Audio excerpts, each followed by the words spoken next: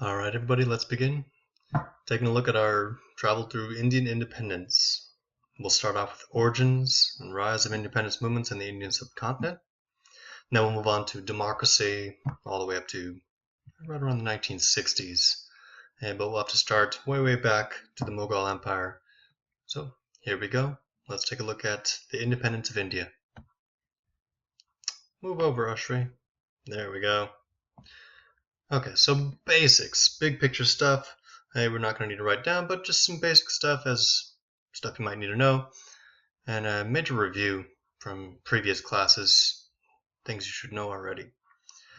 Basic things like imperialism. Most of Africa and much of Asia were colonized by European powers throughout the 19th century.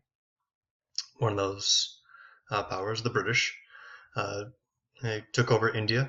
India became a major British colony. They weren't too happy about it, and so there was often resistance to imperialism, and this included uprisings and armed rebellions, which we're going to take a look at, various acts of defiance, and we'll look at a few of those, in addition to creation of anti-colonial art, music, and literature, which we'll also take a look at that.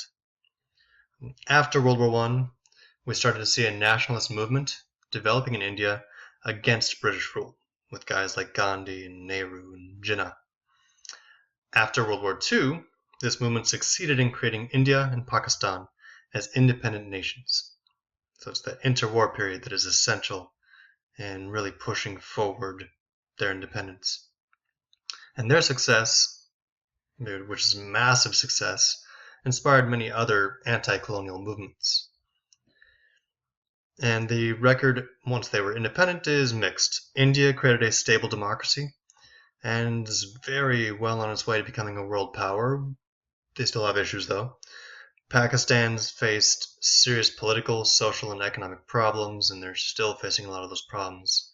But they're both nuclear powers, and they've both gone to war several times. And so they're belligerent nuclear nations to be feared in some ways. Alright, section 1. What role did nationalism and political ideology play in the origins of the nationalist movement in India? So this is the big question we're going to ask and answer in this section. Here we go. India before the British showed up. First up, we've got South Asia, including India, Pakistan, and Bangladesh, which Pakistan over here, Bangladesh over here, missing from this particular map. A wide variety of languages, traditions, and religions, as we've already talked about in class. It's a very dense nation with tons of different peoples. Early on, each individual area had Hindu princes ruling over their individual states. Then we had Muslim invaders that brought Islam and established the Mughal Empire, starting in 1526, all the way through 1858 when the British took over. The rulers were Muslim, these Mughal rulers, but the local leaders remained Hindu. So largely we would have a Mughal emperor that would control lower level leaders. And so we have this pattern where the leaders are a bit different than those that are ruled over. So we have a long period, almost 300 years, of Muslim rulers, Hindu peoples. And this transitions right into British rulers over Indian peoples. Sikhs were a smaller, and we went over many of the different religious groups, but Sikhs were a smaller, but a very important religious group, especially when it comes to military matters. British rule in India. The East India Company was set up, they started to set up trading outposts in the 1600s. First founded under Queen Elizabeth after the Spanish Armada. Right after the Spanish Armada, 1 year later, they moved in, started to set up outposts, and over time, and it's a complicated history on its own, the EIC, as I'm going to refer to it from here on out, gradually expanded their control until they controlled large parts of India, the vast majority of India, by the 19th century. The areas that they didn't control directly, they controlled indirectly. And so we've got, move me over a little bit, all the areas in these kind of little dotted areas are direct British territory. We have Indian states in these non-dotted areas but they're still pretty much controlled by the EIC in other ways. And the Mughal emperor becomes a puppet emperor throughout this period. And so we've got the seal of the company here and the flag of the EIC. And so it's a very odd case where it's a company, but they become powerful enough to rule over a nation. And it's a company that even starts to have their own army to conquer areas. It's a very odd case where we have a nation ruled by a company. This is if Walmart or Apple ruled over a country with its own private army. It's a very odd, rare case, but it's a sad part of history here in India, where they're controlled by a company. Eventually, they're getting sick and tired of that. So we'll talk more about it in this class, but the Sepoy Rebellion or Mutiny, there's many different definitions of what this is, of 1857-8. I want to look at more of the results. The British troops are sent in to crush an uprising against EIC rule, and these British troops take over where the EIC left off. The Mughal emperor was supporting the uprising because he was tired of the rule and tired of being a puppet, and as soon as the uprising fails, he is removed. Large parts of India automatically become a part of the British Empire, and so the company steps to the side and it becomes a part of the British Empire.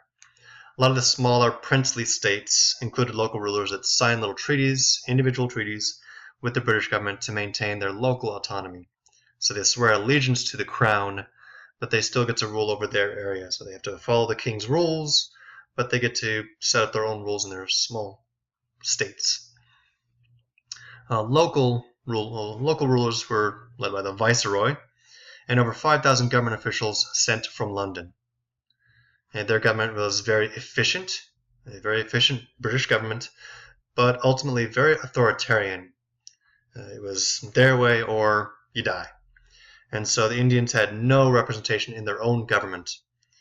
Later on, as time passed, they're allowed little menial jobs in the lower ranks of the government, but they're still ruled by the British and people sent from London. As this went on, the British ruled over 300 million Indians, and this rule was enforced by an army of British officers commanding Indian troops. And this is where the sepoy began and ended, is British officers with Indian troops that were mostly loyal. Indian taxes were sent to London to fund the purchase of shares in this company. It's just like a stock. You can buy little pieces of the company and make money off of it. And so taxes were sent to kind of pay off and fund the EIC shares because the company had to get something out of it. If they were just to turn over their company to the government, they had to be paid off. Their taxes also went to finance capital investments, railways within India, which were good and bad. I mean, it did help the economy, but most of these railways were for money, were not necessarily for the people. And also to pay for the administration of the government, which included a huge budget for the military. Critics would have preferred just direct investment back into India, keep the money in India, instead of being shipped off to London to pay for the EIC. Britain most definitely benefited from the balance of trade. India supplied raw materials such as cotton, jute, indigo, rice, and tea. Different things that largely they weren't eating. And I'll talk about that. Britain supplied manufactured goods, so textiles, iron, and machinery. And so the cotton would be shipped off to England. England would, in turn, produce textiles. Pretty much the same deal we had with the English when we were producing cotton in the 1800s. It continued also with India. So we were both shipping our cotton to England at the same time. India, as a result, becomes deindustrialized, as textiles were no longer produced in India. It was cheaper just to buy it from the English, and so they weren't really creating machines anymore. They didn't need them. Cash crops replaced staple crops, making a lot of the peasants dependent on food grown elsewhere. And so because they're only growing things like cotton, jute, indigo, tea, or even rice, which was often shipped elsewhere, if the economy went bad, millions would die in famines, and there are multiple famines in their history.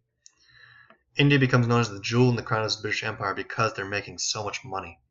And it's both figuratively, also literally, in that the literal jewel in the crown of the Queen Mother, which is Queen Elizabeth's mom, who died in 2002, around there, includes a 105 carat diamond.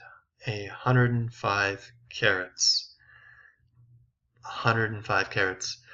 That is placed in the crown right up front. There it is. And it was taken from Punjab under the reign of Queen Victoria, and is now, you can see it, I've seen it as a tourist in the Tower of London. A lot of the nations that claim it want it back. India, Pakistan, Iran, and Afghanistan claim it was stolen. The English claim that they bought it fair and square, so it's likely going to stay in England in the actual crown. But they have been sued multiple times, and it's probably going to stay in England for the time being. The Indians themselves would also serve as part of the British Empire. Indian soldiers were paid by Indian taxpayers, which were used to protect trade routes to China, East Africa, and the Middle East. So the Indians were paying for British trade routes, which, again, is not too beneficial for the Indians, but beneficial for the overall empire, and especially London. They also became a source of cheap labor, with indentured servitude sent across the empire. So indentured servitude, the same way we had in the 1600s, would start and continue in India all the way up until 1920, until the nationalists started to say, wow, this is kind of outdated and we're not okay with this anymore. This results in a massive diaspora of Indians across the British Empire. So diaspora as in they are sent across the planet, and Indians populate the planet as they're sent across the British Empire. For example, Gandhi's moves over to South Africa to help and represent a lot of the Indians that were shipped there as day laborers. So that's the first bit. That's 1.1. Answering the overall question, what role did nationalism and political ideology play in the origins of the nationalist movement in India? So it's kind of the intro, the basics.